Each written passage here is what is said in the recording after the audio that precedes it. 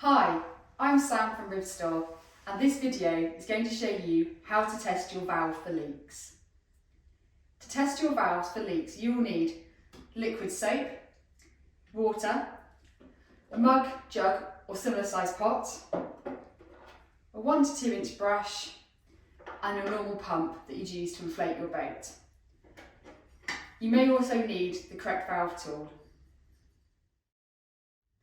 First off, let's make that soapy solution. I'm using boat soap, but you can use any liquid soap.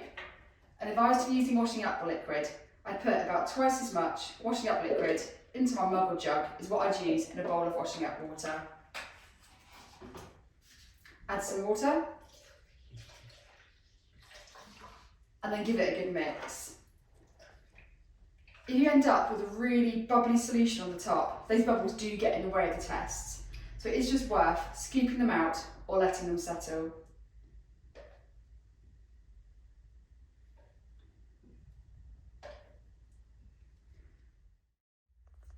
Next, we need to inflate our boat to normal working pressure. So remove your valve cap and make sure your valve is in the closed position. Otherwise, all that air that you pump in is soon going to come hissing out when you disconnect your pump. Connect your pump and then get inflating. That's the boat up to working pressure. So let's disconnect the pump and reinstall your valve cap. We're now ready to test whether or not our valves are leaking. The first test that I always conduct is to check whether the valve is leaking from the cap. To do this, brush your soapy solution all over and around the cap. If bubbles form, you've got a leak, and it's worth replacing either the cap or the cap seal. It's worth noting that on some valves, the cap is more of a dust cap. On others, it is definitely a secondary seal. The second test that I conduct is to check whether the valve is adequately sealed into the inflatable, or whether the valve is leaking from between the valve and the fabric. To do this, we need to unscrew the cap and then brush our soapy solution all the way around the outside of the valve. If bubbles form, like we've got here, we just need to nip up the valve using the correct valve tool. As you can see, that did just tighten up. And I would recommend just retesting it to check.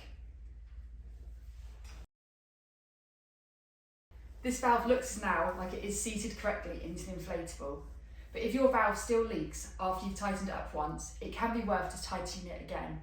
Or alternatively, taking the valve out of the inflatable completely and cleaning both the inside and outside of the fabric and any of the surfaces of the valve that touch the boat material. Then reinstall your valve and retest it again. Fingers crossed it's now holding air. The third test that I conduct is the valve mechanics. So with these exposed, we need to brush our soapy solution across the centre of the valve to form a single bubble. Can take a couple of attempts. If that bubble grows, we've got a leak.